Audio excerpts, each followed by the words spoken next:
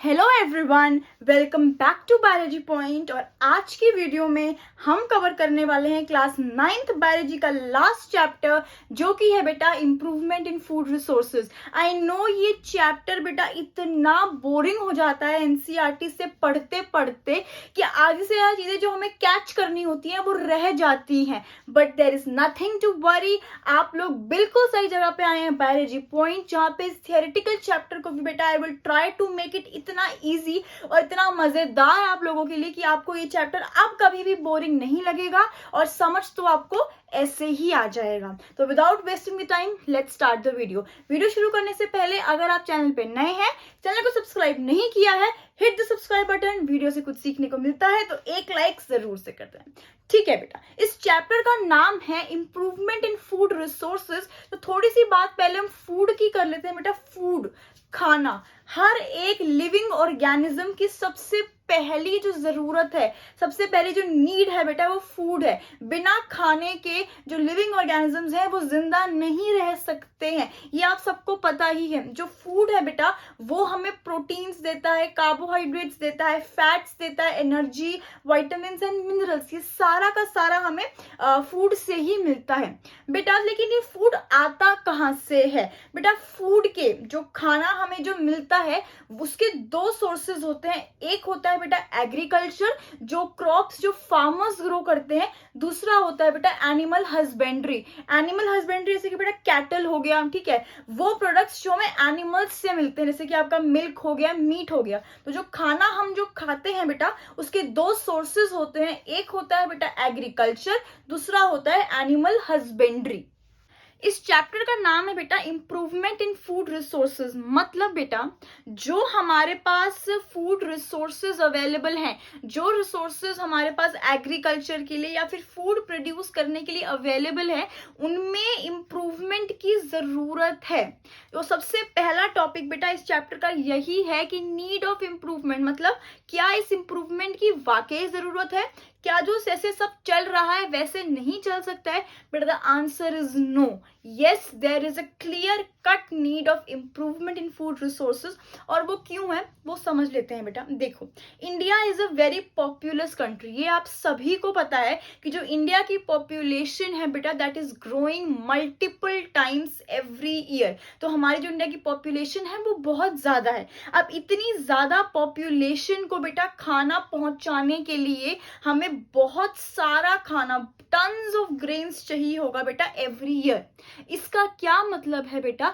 इसका मतलब है, देखो, जो ऑलरेडी फार्मर्स अपनी फील्ड्स में क्रॉप्स ग्रो कर रहे हैं, ठीक है, उतने क्रॉप्स बेटा सफिशिएंट नहीं है इतनी बड़ी पॉपुलेशन को खाना देने के लिए। इसका मतलब है हमें जो फार्मिंग जो लैंड है बेटा, जो फील्ड जो फार्मर के पास है जहां वो क्रॉप्स ग्रो करते हैं, वो बढ़ानी पड़ेगी। But India is already intensively cultivated. अब ये एक और प्रॉब्लम आ गई कि बेटा इंडिया में जितना भी लैंड अवेलेबल हो सकता था क्रॉप प्रोडक्शन के लिए, वो ऑलरेडी बेटा दे दिया गया है फार्मर्स को। अब इंडिया में और जगह नहीं है और फील्ड्स बनाने की और कल्टिवेबल लैंड बनाने की बेटा। लेकिन फूड तो प्रोड्यूस करना है, पॉपुलेशन बढ़ रही है तो खाना तो देना है बेटा। इन्हीं सब चीजों को ध्यान रखते हुए ही बेटा there is a need of improvement of food resources, जहां पर हम अवेलेबल लैंड में ज्यादा क्रॉप्स ग्रो कर पाए। जितना लैंड अवेलेबल है उसी लैंड को इम्प्रूव करके, उसी लैंड को यूज करके हम ज्यादा फूड ग्रो कर पाए। तो बेटा यही है need for improvement in food resources. अब ये जो आइडिया है ना कि हमें फूड रिसोर्सेज को इम्प्रूव करना चाहिए बेटा, ये आइडिया की बात आज से नहीं हुई है। In earlier times also, history में भी बेटा कुछ ऐसे रेवोल्यूशंस चलाए गए हैं इंडिया में जिसकी वजह से बेटा जो फूड रिसोर्सेज थे वो मल्टीपल टाइम्स बढ़ गए हैं। तो इस चैप्टर में हम दो ऐसे रेवोल्यूशंस की बात करेंगे जिनकी वजह से बेटा जो फूड रिसोर्सेज जो उस टाइम अवेलेबल थे उनमें बहुत ज्यादा इंप्रूवमेंट हुई है। सबसे पहले बेटा हम बात करेंगे ग्रीन रेवोल्यूशन की। आई एम श्योर आपने ग्रीन रेवोल्यूशन जीके में या may be in your social studies पढ़ते पढ़ते आपने ये जरूर सुना होगा। बेटा ग्रीन रेवोल्यूशन में क्या हुआ था एक बार समझ लेते हैं। बेटा जो ग्रीन रेवोल्यूशन है ना, that was started in the year 1965 by the government of India with the help of scientist M Swaminathan. 1965 में बेटा हमारी गवर्नमेंट ने एक रेवोल्यूशन लॉन्च किया था, एक तरह का मिशन समझ लो, मिशन लॉन्च किया था। किसकी मदद से बेटा? M S Swaminathan. और एम एस स्वामीनाथन को हम father of green revolution in India भी बोलते हैं। ध्यान रखना, M S. Swaminathan is not the father of the green revolution of the world, but M.S. Swaminathan बेटा जो है वो है father of green revolution in India. ठीक है, अब ग्रीन रेवोल्यूशन बेटा हमने चला तो दिया, लेकिन इससे क्या हुआ बेटा? इससे हमारी कंट्री को बहुत ज्यादा फायदा हुआ। जो बेटा जो हमारे जो फूड ग्रेन्स थे ना, उनकी प्रोडक्शन बेटा मल्टीपल टाइम्स ग्रो हो गई, स्पेशली व्हीट और राइस की। ग्रीन रेवोल्यूशन ने बेटा क्या किया? जो फूड प्रोडक्शन थे, स्पेशली व्हीट और राइस, उसकी प्रोडक्शन बेटा मल्टीपल टाइम्स इंक्रीज कर दी। ठीक है, और ये कैसे हुआ बेटा? ग्रीन रेवोल्यूशन में सारे फार्मर्स को दिए गए बेटा high yielding seeds. High yielding seeds का क्या मतलब है बेटा? वो ऐसी गुड क्वालिटी की सीड्स होती हैं जिनकी जो बेटा प्रोडक्शन होती है ना, वो बहुत ज्यादा होती है। जब वो क्रॉप्स बन जाती हैं, वो सीड तो जो वो यील्ड देती है ना, जो वो प्रोडक्शन देती है, वो बहुत ज्यादा होता है। तो इसने क्या किया बेटा? पहले इस ग्रीन रेवोल्यूशन से पहले इंडिया बेटा was very deficient in food, लेकिन इस ग्रीन रेवोल्यूशन ने इंडिया को बेटा बना दिया one of the leading agricultural Nations. Can you imagine? Green revolution आया, उसने बेटा जो ग्रेन्स की जो प्रोडक्शन है उसको मल्टीपल टाइम्स इंक्रीज कर दिया with the help of high yielding seeds, and due to this India जो पहले फूड डेफिशिएंट कंट्री थी, अब बेटा one of the leading agricultural nations बन चुका है। लेकिन बेटा ये कैसे हुआ? उन्होंने ऐसा क्या नया आइडिया लगाया सो दैट ग्रीन रेवोल्यूशन बेटा इतना सक्सेसफुल हुआ? बेटा ग्रीन रेवोल्यूशन में जो सबसे इंपॉर्टेंट काम किया गया वो था बेटा double cropping pattern. Double cropping pattern क्या है बेटा? डबल क्रॉपिंग पैटर्न में क्या हुआ? जैसे कि आपने समर्स में एक क्रॉप आपने हार्वेस्ट कर दिया, ठीक है, सॉरी आपने वो एक जो सीड्स हैं बेटा वो आपने डाल दी। ठीक है, जैसे जैसे by the end of October वो क्रॉप बड़ा हुआ, आपने उसको हार्वेस्ट कर लिया। पहले क्या होता था? उस हार्वेस्टिंग के बाद उस लैंड को खाली छोड़ देते, लेकिन बेटा ग्रीन रेवोल्यूशन में आया डबल क्रॉपिंग सिस्टम। आपने जब एक क्रॉप हार्वेस्ट कर लिया, उसके बाद आप सेकंड क्रॉप दोबारा से प्लांट करोगे। जैसे कि आपने राइस को आपने हार्वेस्ट कर लिया, राइस के बाद आपने प्लांट कर दिया व्हीट, व्हीट को आपने हार्वेस्ट कर लिया, व्हीट के बाद आपने प्लांट कर दिया कॉटन। तो डबल क्रॉपिंग सिस्टम बेटा बहुत ज्यादा यूजफुल रहा है in the time of green revolution. बेटा एक और रेवोल्यूशन आया कुछ टाइम के बाद, जो कि है व्हाइट रेवोल्यूशन।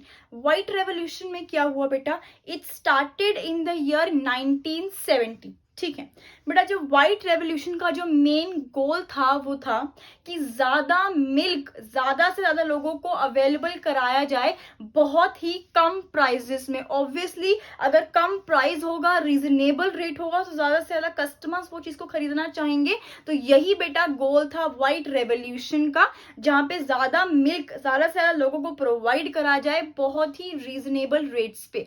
तो बेटा जो इम्प्रूवमेंट इन फूड रिसोर्सेज के ये दो बहुत इंपॉर्टेंट रेवोल्यूशन थे, ग्रीन रेवोल्यूशन और दूसरा था बेटा व्हाइट रेवोल्यूशन। इन रेवोल्यूशंस ने बेटा उस टाइम तो बहुत अच्छा रिजल्ट दिया गवर्नमेंट को, ठीक है, एवरीबडी वाज वेरी हैप्पी। लेकिन बेटा जब इन रेवोल्यूशंस को बाद में स्टडी किया गया, या अगर हम आज के टाइम की भी बात करते हैं बेटा, इन रेवोल्यूशंस ने कहीं ना कहीं इन्वायरमेंट के साथ बेटा बहुत बुरा किया। इन रेवोल्यूशंस के बेटा दो बहुत ही मेजर ड्रॉबैक्स हुए बेटा हमारी एनवायरनमेंट में। क्या? नंबर वन बेटा, natural resources were getting used intensively. Obviously बात है बेटा, जहां हम पहले एक क्रॉप प्लांट करते थे, वहां अगर हम दो क्रॉप्स प्लांट करेंगे तो हमें ज्यादा बेटा लैंड चाहिए होगा, ठीक है, ज्यादा हमें पानी चाहिए होगा। तो जो नेचुरल रिसोर्सेज हैं बेटा वो बहुत जल्दी जल्दी यूज होने लगे। और दूसरा बेटा नेचुरल रिसोर्सेज डैमेज डैमेज होने लगे, हमने क्या करना शुरू कर दिया, हमने ट्रीज काट के उस लैंड पे कल्टीवेशन स्टार्ट कर दिया, एग्रीकल्चर स्टार्ट कर दिया, जिसकी वजह से बेटा आज आप देख ही रहे हो द इम्पैक्ट ऑन एनवायरमेंट, हर जगह ग्लोबल वार्मिंग है। तो there were two drawbacks of the green revolution and the white revolution. Number one, natural resources were getting used intensively, and number two, the natural resources cause damage to natural resources। अब क्या किया जाए बेटा, अब government ने ये decide किया कि आप कोई ऐसा सिस्टम बनाओ जहां पे फूड प्रोडक्शन तो इंक्रीज हो, लेकिन जो हमारे पास रिसोर्सेज, नेचुरल रिसोर्सेज हैं, उनको हार्म किए बिना। मतलब कि ऐसा कुछ इंप्रूवमेंट लेके आओ जो हमारे नेचुरल रिसोर्सेज हैं वो भी हार्म ना हो, और जो फूड प्रोडक्शन है वो भी बढ़ती जाए। Sustainable practices are required. मतलब बेटा सस्टेनेबल मतलब जो नेचुरल रिसोर्सेज हैं वो भी सस्टेन करें, वो भी रहें, साथ में जो फूड प्रोडक्शन की जो रिक्वायरमेंट है, जो बढ़ी हुई रिक्वायरमेंट है, वो भी ना रुके। Sustainable practices are required. आगे बढ़ने से पहले बेटा आपके एनसीईआरटी में एक छोटा सा टॉपिक दिया हुआ, टाइप्स ऑफ क्रॉप्स। कौन से क्रॉप्स बेटा किस टाइप का न्यूट्रिशन हमें प्रोवाइड करते हैं, तो एक बार वो भी देख लेते हैं बेटा। अगर हम सीरियल्स की बात करें, जैसे कि आपका हो गया वीट, राइस, मेज, मिलेट, सोरगम, तो बेटा ये हमारी बॉडी को कार्बोहाइड्रेट्स प्रोवाइड करते हैं, ठीक है। उसके बाद बेटा आते हैं आपके पल्सेस, जैसे कि आपका हो गया gram pea, green gram, black gram, pigeon pea. ये पल्सेस बेटा हमारी बॉडी को प्रोवाइड करते हैं प्रोटीन। उसके बाद आपके एनसीईआरटी में बेटा दिया हुआ है ऑयल सीड्स, जैसे कि आपका कैस्टर हो गया, मस्टर्ड हो गया बेटा, सोयाबीन हो गया, ग्राउंडनट हो गया, सनफ्लावर हो गया बेटा। ये सीड्स जो हैं बेटा ये हमारी बॉडी को प्रोवाइड करती हैं बेटा फैट्स, ठीक है। Then of course you have vegetables, spices and fruits, जहां से हमें मिलता है बेटा हमारी बॉडी के लिए एसेंशियल विटामिन्स और मिनरल्स। बेटा ये सारे जो क्रॉप्स है ना, ये तो हम ह्यूमंस के लिए ग्रो किए जाते हैं, लेकिन बेटा जो लाइफ स्टॉक, जो कैटल जो हम रेयर करते हैं, ठीक है, जिनसे भी हम फूड ऑब्टेन करते हैं, बेटा उनका क्या, बेटा उन कैटल को, उन एनिमल्स को फीड करने के लिए भी फार्मर्स को कुछ crops side by side grow करने पड़ते हैं, जिन क्रॉप्स को हम बोलते हैं फॉडर क्रॉप्स। तो बेटा फॉडर क्रॉप्स मेनली वो क्रॉप्स होते हैं which are grown to feed the cattle, ठीक है। जैसे कि आपका बेटा हो गया बरसीम हो गया, ओट्स हो गया, सुडान ग्रास हो गया, तो they are basically grown to feed the cattle. अब बेटा बात कर लेते हैं क्रॉप सीजन की, और ऐसी बेटा कौन सी क्लाइमेटिक कंडीशंस होती हैं जिसमें बेटा एक पर्टिकुलर क्रॉप ग्रो कर सकता है। बेटा जो क्रॉप समर में ग्रो करने होते हैं ना, बहुत ज्यादा सनलाइट की प्रेजेंस में, वो विंटर में ग्रो नहीं करेंगे, और जो क्रॉप्स को बेटा कम सनलाइट चाहिए होती है वो बेटा समर्स में ग्रो नहीं करेंगे। तो different crops require different climatic conditions, temperature, photoperiod to grow. Photoperiod क्या होता है बेटा, फोटो पीरियड वो ड्यूरेशन होती है जिस ड्यूरेशन में प्लांट्स को सनलाइट मिलती है। कुछ जो प्लांट्स होते हैं उनका फोटो पीरियड कम होता है, मतलब उन्हें कम सनलाइट की जरूरत होती है। कुछ जो प्लांट्स होते हैं बेटा उनका जो फोटो पीरियड है वो ज्यादा होता है, ठीक है। Next, growth of plants and the crops and flowering plants are dependent on the photoperiod. बेटा जो क्रॉप्स है ना बेटा, वो सही तरीके से तभी ग्रो करेंगे जब उन्हें एक ऑप्टिमल फोटो पीरियड दिया जाएगा। अगर बेटा वो प्लांट समर का प्लांट है तो वो in good quantity of sunlight में ही ग्रो करेगा। अगर आप उससे कम सनलाइट दे दोगे तो वो ग्रो नहीं करेगा। तो जो फोटो पीरियड है ना बेटा, वो बहुत इंपॉर्टेंट होता है एक प्लांट को अच्छे से ग्रो करने में। थर्ड लाइन देखो बेटा, plants make their food in sunlight by the process of photosynthesis.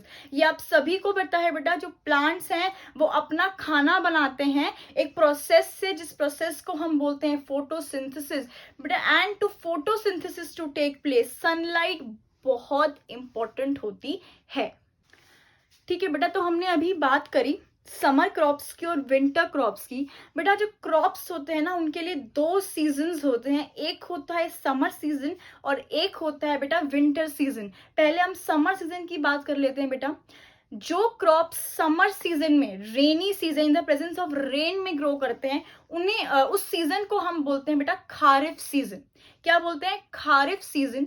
Kharif season में ग्रो होने वाले क्रॉप्स को हम बोलते हैं बेटा समर क्रॉप्स, क्योंकि ये क्रॉप्स बेटा ग्रो करते हैं रेनी सीजन में from the months of June to October. क्या होता है? एक होता है बेटा खारिफ सीजन। खारिफ सीजन में जो क्रॉप्स ग्रो करते हैं उन क्रॉप्स को हम समर क्रॉप्स बोलते हैं। क्यों बोलते हैं? क्योंकि ये क्रॉप्स बेटा रेनी सीजन में ही ग्रो करते हैं from the months of June to October. और एग्जांपल्स क्या हैं खारिफ क्रॉप्स के? पैडी।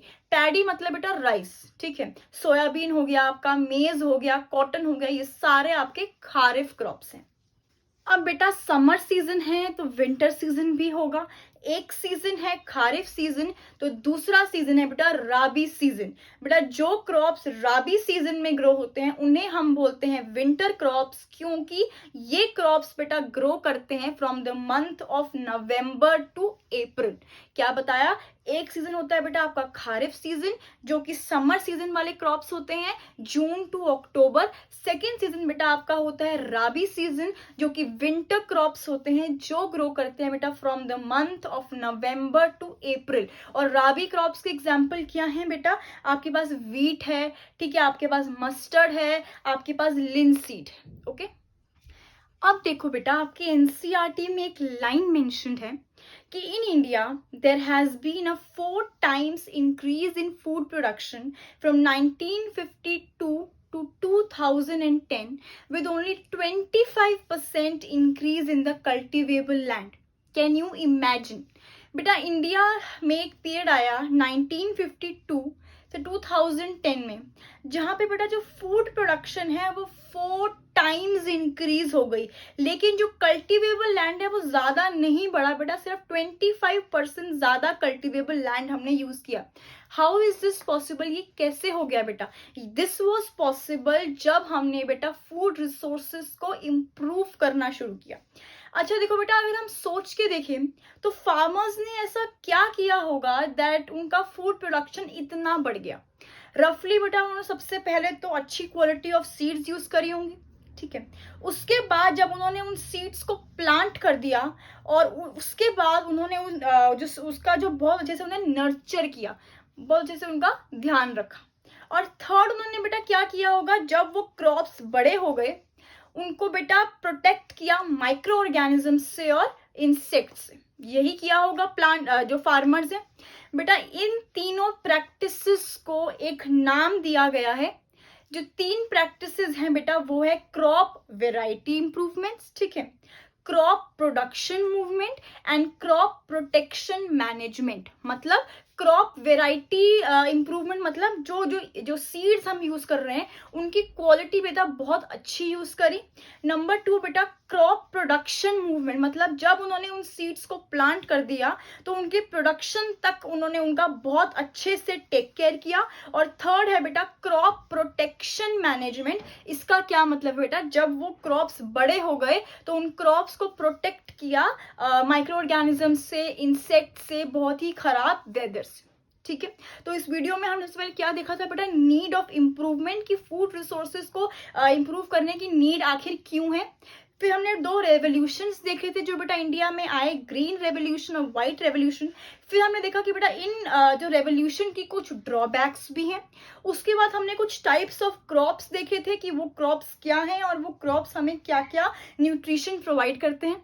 उसके बाद हमने बेटा फोटो पीरियड की बात की थी एंड फाइनली हमने बात की 2 क्रॉप सीजन्स की जो कि हैं बेटा खारिफ और राबी।